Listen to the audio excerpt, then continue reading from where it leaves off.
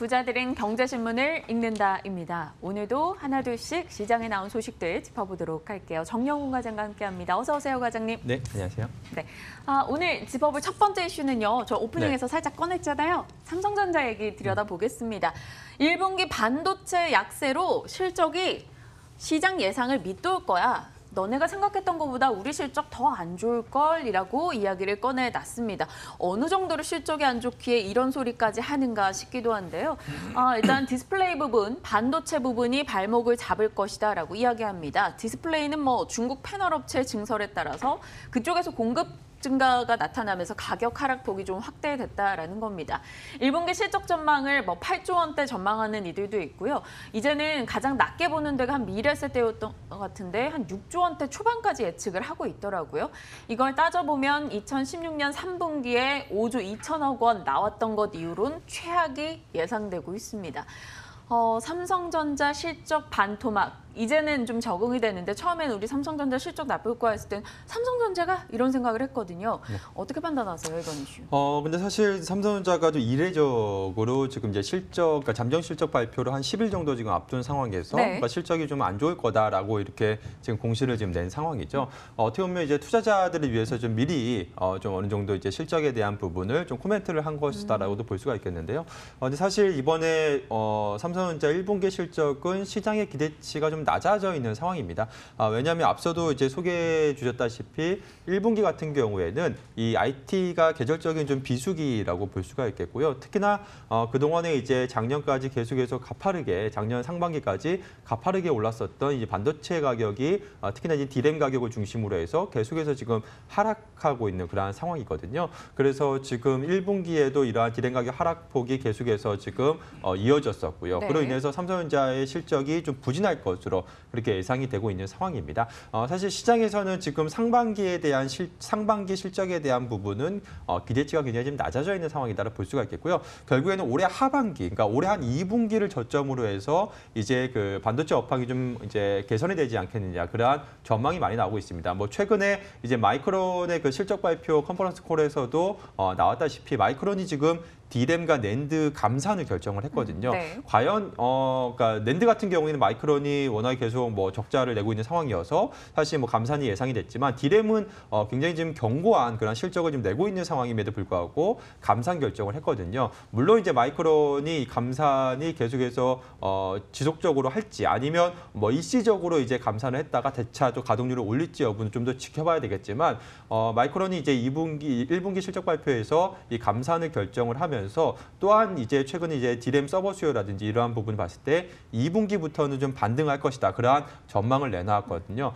또한 그 나냐 같은 경우에도 최근에 이제 하반기부터는 이 반도체 가격 상승에, 그러니까 반도체 가격이 이제 상승 전환할 것으로 그렇게 또 전망을 좀 내놨고요. 그러한 점을 봤을 때 일단 시장에서는 상반기보다는 이제 하반기에 대한 업황 개선에 대한 지금 기대감이 좀 높은 상황이다 볼 수가 있겠습니다. 그래서 오히려 1분기 삼성전자가 상당히 어닝 쇼크의 실적을 내놓는다라고 한다면 좀 저점을 형성할 가능성도 있기 때문에 물론 지금 뭐 우리가 예단하기는 어렵겠습니다만 일단은 1분기를 좀 저점으로 좀 보면서 좀 지켜봐야 되지 않을까 그렇게 보고 있고요. 만약에 투자의 관점에서 봤을 때는 사실 상반기까지는 계속해서 좀 불확실성이 좀 큰 상황이거든요. 그러니까 2분기가 과연 반도체 가격이 이제 바닥을 찍고 이제 상승 전환할지 이 부분은 계속해서 반도체 스팟 가격이 뭐 매일매일 공개가 되는 부분이니까 이 부분을 좀 확인하면서 추이를 좀 지켜봐야 되지 않을까 싶습니다. 지금 44,000원대거든요. 만약에 이게 4만 원 깨고 이탈하면 담아야 될까요?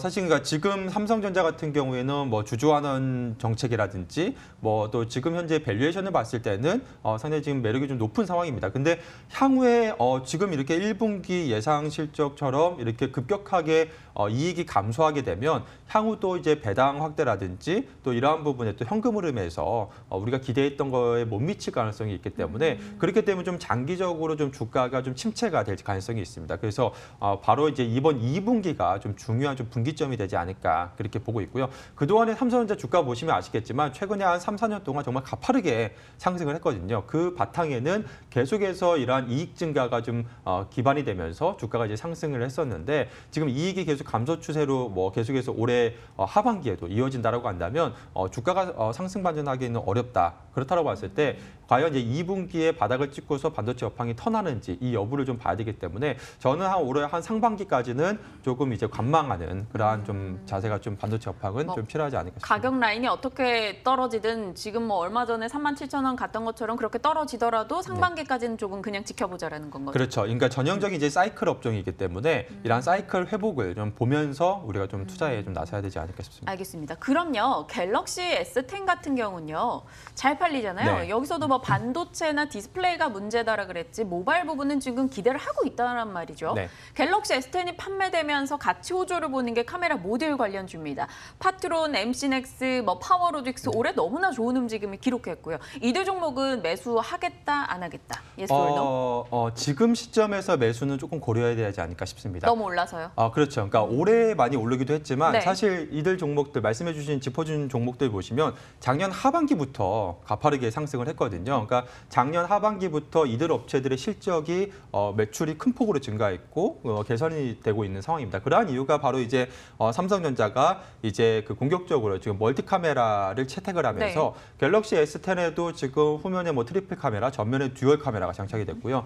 A 시리즈, 중저가 시리즈에도 이제 트리플 카메라가 탑재가 되고 있거든요. 그렇다 보니까 이들 파워트론, 파워로직스, 뭐 MC넥스 같은 모듈 업체들 같은 경우에는 그러니까 즉 가만히 있는데 ASP가 자연스럽게 늘어나고 또 이제 카메라 개수가 늘어나다 보니까 매출이 지금 성장하는 그러한 지금 상황이거든요. 네. 그렇다고 봤을 때 지금 작년 하반기부터 그로 인해서 주가가 지금 상승 랠리를 펼쳐왔는데 결국에는 올해 상반기가 가장 좀 피크가 되지 않을까 싶습니다. 왜냐하면 갤럭시 S10이 올해 상반기 지금 이제 1분기에 출시한 이후에 보통 이제 1, 2분기가 거의 성수기이기 때문에 하반기로 갈수록 좀 슬로우할 가능성이 있어서 그렇다고 봤을 때 한 1분기 실적 모멘텀까지는 주가가 상승 모멘텀이 이어질 수 있겠지만 그 이후에는 조금 더 봐야 된다. 그리고 지금 주가가 좀 그동안에 선반영된 측면이 크기 때문에 지금 시점에서 뭐 공격적으로 좀 투자하기보다는 조금 더 1분기 실적 모멘텀을 기대한 좀 단기적인 트레이딩 관점으로만 좀 접근해야 되지 않을까 싶습니다. 삼성전자는 2분기까지는 일단 지켜보자 의견을 주셨어요. 디램 가격 추이 보면서. 그리고 카메라 모듈 관련한 종목들은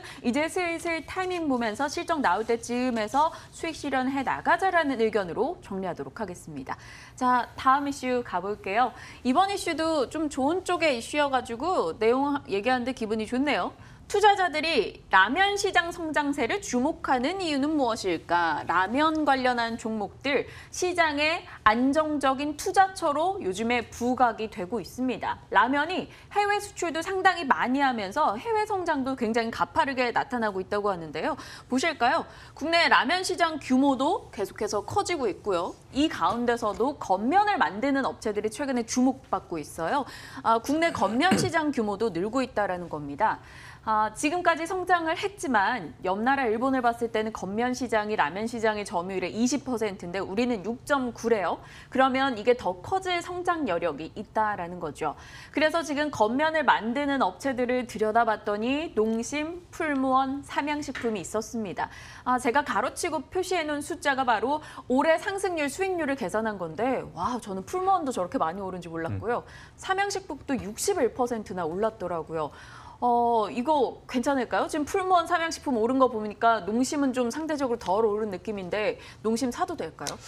사실 근데 농심은 지금 신라면 시장 점유율이 독보적인 MS 네. 1등이었는데 최근에 이제 오뚜기에 거의 지금 따라잡힌 그러한 상황이죠. 네. 거의 뭐 진라면이랑 거의 지금 MS가 지금 비슷한 수준까지 지금 와 있는 상황인데 신라면이 이제 농심에서 이제 신라면 겉면을 출시를 하면서 지금 회복을 지금 노리고 있는 상황입니다. 근데 저는 그러니까 라면 시장 같은 경우에는 일단은 전방 산업을 놓고 봤을 때, 그러니까 시장 상황을 놓고 봤을 때 지금 앞서 그 자료를 보여주셨다시피 국내 라면 시장 규모가 지금 뭐 2조 원대에서 최근에 뭐 성장을 조금 기록하긴 했습니다만 사실 2013년도에 2조 원을 돌파를 했거든요. 네. 그러니까 2조 원 돌파한 이후에 최근 한 4, 5년 동안 사실상 2조 원대 부근에서 지금 정체 지금 기조에 있는 상황입니다. 네네. 이 전해를 놓고 봤을 때, 우리가 한 10년 전을 놓고 봤을 때는 라면 시장이 계속해서 지금 급격한 성장을 계속해서 보였었거든요. 그러면서 거의 지금 라면 시장이 정체가 왔던 게 최근에 한 4, 5년 정도 2조 원을 돌파한 이후에 그 이후부터 지금 이제 정체 기조에 지금 들어와 있는 상황이거든요. 근데 이게 국내잖아요. 해외에서는 우리 라면 수출 너무 잘 되고 있다던데요. 그렇죠. 그러니까 국내만 놓고 봤을 때 왜 국내를 말씀드리냐면 전 세계 시장에서 라면 소비량이 가장 많은 나라가 바로 이제 우리나라거든요. 그러니까 1인당 소비량이 가장 많은 나라가 우리나라고 네. 우리나라 라면 시장이 가장 또 큰 시장이기 때문에 물론 이제 동남아 시장이 한 전 세계 소비량이 한 20% 정도 되긴 하지만 이게 이제 과연 얼마만큼 가파른 성장을 할 것이냐 그리고 국내 라면 업체들이 얼마나 이제 수출을 잘할 수 있을 것이냐가 관건이고 결국에 국내 라면 업체들이 가장 많은 지금 매출을 올리는 게 바로 이제 내수 시장이거든요. 근데 이 내수 시장이 흔들리게 되면 결국에는 해외 시장 수출이 늘어난다 하더라도 이 부분을 상쇄하는 부분밖에 안 되기 때문에 가장 중요한 건 국내 이제 내수 소비 시장이다라고 볼 수가 있겠는데 이 라면 시장이 현재 지금 정체 기조에 있는 상황입니다. 그리고 또 경쟁도 굉장히 좀 치열해진 상황이고요. 네. 근데 이렇게 정체 기조에 있는 가장 큰 원인이 우리가 지난주에도 이제 그 학령 인구 감소에 대해서 얘기를 한번 했었잖아요. 그러니까 출산율 감소. 그러니까 내수주들은 가장 큰 문제점이 바로 이 출산율입니다. 지금 출산율이 급격하게 지금 하락을 하면서 지금 사실 그 라면 소비량이 가장 많은 인구 세대가 한 10대거든요. 네. 그러니까 나이가 들면 들수록 라면 소비량이 이제 감소를 하잖아요. 그러니까 우리가 뭐 40대, 50대가 되면 10대 때는 뭐 일주일에 한 5번을 먹다가 네. 이제 한 40, 50대 되면 이제 건강을 생각하다 보니까 뭐 일주일에 한 번, 뭐 2번밖에 안 먹게 되고 그렇다 보니까 지금 겉면을 출시하고 이렇게 지금은 되고 있는 상황인데 지금 이제 10대 학령 인구가 지금 급격하게 지금 감소해 있는 상황이기 때문에 당분간 국내 라면 시장 소비량이 좀 증가할 가능성이 굉장히 낮아진 상황이다. 오히려 지금 감소할 수 있는 상황이거든요. 그런 점을 봤을 때 지금 높은 고성장을 기대하기는 어려운 상황이고 우리가 기대해 볼 수 있는 거는 이 동남아라든지 이런 해외 시장 쪽으로 얼마나 지금 수출을 확대해 나갈 수 있냐 이 부분이 관건이기 때문에 국내 이제 매출 성장, 국내 매출이 크게 감소하지 않는다라는 가정에서 해외 시장, 해외 수출이 좀 늘어난다라고 한다면 긍정적이지만 국내 매출이 크게 감소하게 되면 이 부분도 이제 상쇄할 수밖에 없는 부분이기 때문에 향후에 이제 국내 라면 시장 이제 소비량 추이를 좀 보면서 좀 접근해야 되지 않을까 그렇게 보고 있고요. 그럼 물론 과장님은 네. 나라면 투자를 안 한다는 거예요? 지금? 지금 안정성은 높지만, 그러니까 지금 시점에서 주가가 뭐 크게 상승하기엔 기대하기는 좀 어렵지 않을까. 그러니까 좀 대표적으로는 이제 네네. 안정적인 그러한 내수 소비주잖아요. 그러니까 그 최근에 이제 농심이라든지 이런 음식료 업종 같은 경우에는 오히려 주가 하락 시에 좀 접근을 해야지 좀 주가 상승 기조에서는 좀 보수적으로 봐야 되지 않을까 싶습니다. 알겠습니다. 오늘 과장님이 종목에 대한 뷰가 굉장히 좀 짠 것 같아요. 뭔가 오케이 사이드 좀처럼 만나고 있습니다. 다음 종목 가볼까요? 경동나비엔입니다. 중국의 대기질 개선의 최대 수혜주라면서 이베스트에서 의견을 냈습니다. 중국에서 수년간 수천만 대 가스보일러 시장이 열린다면서 이 경동나비엔이 하반기 최대 수혜주가 될 것이다라고 이야기를 하고 있습니다. 매일가치 사업이라고 하는데요. 석탄 보일러를 이제 가스보일러로 교체해 나가는 사업을 중국이 2019년 올해부터 또 본격적으로 한다라는 거죠. 그래서 목표 주가 8만 원으로 상향 조정하는 이베스트의 의견이 나왔습니다. 오늘장 외국인의 매수도 상당수 유입되면서 강하게 올라가고 있는데요. 경동나비엔 어떻게 보세요?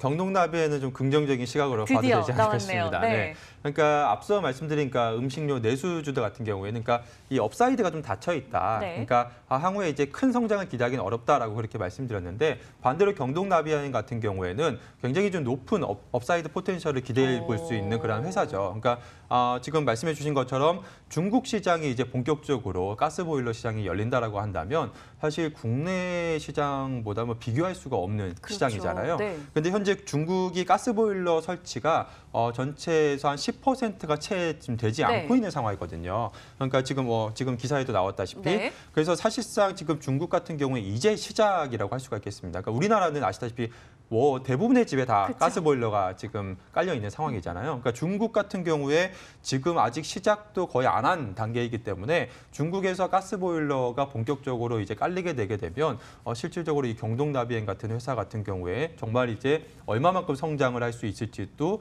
우리가 좀 굉장히 기대해 볼 수 있는 네. 부분이 크다라고 볼 수가 있겠고요. 그렇다고 봤을 때 지금 특히나 이제 중국에서 러시아를 통해서 지금 가스를 도입하는 게 네. 이제 올해부터 본격적으로 이제 지금 들어오면서 지금 가스보일러 시장이 본격적으로 성장할 것으로 기대가 되고 있거든요. 그래서 뭐 최근에도 뭐 경동나비엔 최근에 뭐 콘덴심 뭐 관련해서 뭐 광고도 많이 나오고 있는 상황인데 지금 뭐 중국 시장에 대한 기대감이 굉장히 좀 높은 상황이기 때문에 경동나비엔 같은 경우는 좀 성장주의 컨셉으로 봤을 때 좀 장기적 관점에서 지금 시점에서는 우리가 관심을 가져야 될 시기가 아닌가 싶습니다. 뭔가 더 신중하게 느껴지는 선택이었던 것 같습니다. 경동나비엔에 대해서는 그 포텐셜이 굉장히 크다라고 이야기를 해주셨어요. 저희 관심 꾸준히 갖고 지켜보도록 하겠습니다.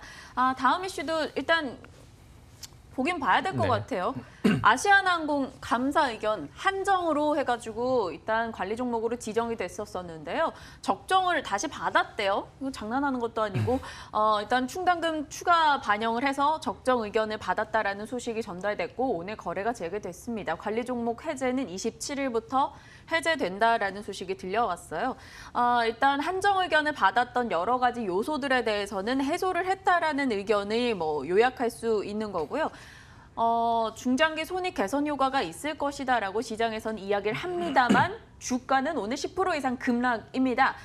짤막하게만 그냥 의견이라도 살짝 주시면요. 이거 지금 그러면 사야 되는 거 아니야라고 하는 분들이 너무 많더라고요. 네. 살까요? 주식시장에서 가장 우리가 지금 우려하는 부분이 바로 이제 불확실성이죠. 네. 그러니까 투자자 입장에서 봤을 때 가장 이제 투자를 좀 기피해야 될 게 바로 이제 불확실성입니다. 근데 우리 일반 투자자가 아니라 어떻게 보면 이제 전문가라고 할 수 있는 회계법인에서조차 지금 감사 의견을 적정해서 한정해서 적정으로 이렇게 오락가락하고 있는 네. 상황이거든요. 즉 한마디로 말해서 아시아나항공에 대해서는 굉장히 좀 신뢰도가 좀 저하된 상황이다라고 볼 수가 있겠고요. 사실상 지금 시점에서 우리가 믿고서 투자할 수 는 없는 시기가 아닌가 싶습니다. 그래서 지금 적정 의견으로 지금 변동이 되긴 했지만 향후에 또 어떻게 지금 또 변할지도 좀 모르는 상황이거든요. 그렇다 봤을 때 지금 우리 투자자 입장에서 봤을 때는 물론 이제 아시아나항공 최근에 주가가 이제 급락을 해서 뭐 가격적인 매력은 높아졌다라고도 볼 수가 있겠습니다만 향후에 이러한 재무적인 그러한 불확실성 또 향후 이제 그러한 현금 흐름에 대한 문제 또 매축 채권에 대한 문제 이러한 여러 가지 사안을 고려했을 때 지금 시점에서는 굉장히 좀 불확실성이 높은 상황이기 때문에 아시아나항공에 대해 투자 관점에서 접근하기에는 조금 무리가 있지 않나 싶습니다. 그래서 향후에 조금 어느 정도 이러한 부분, 회계적인 부분이 어느 정도 시장에서 신뢰성을 회복한다라고 한다면 그때 좀 다시 좀 봐야 되지 않을까 싶습니다. 알겠습니다. 일단은 기업이 갖고 있는 신뢰도 자체에 대한 회복이 우선이다라고 정리해 볼게요. 일단 아시아나항공 당분간 쳐다보지 않는 걸로 저희 정리하도록 하겠습니다. 오늘 시장에서 다뤄볼 만한 이야기들 정리해 봤네요. 정영 과장님과 함께 했고요. 지금까지 부자들은 경제신문을 읽는다였습니다.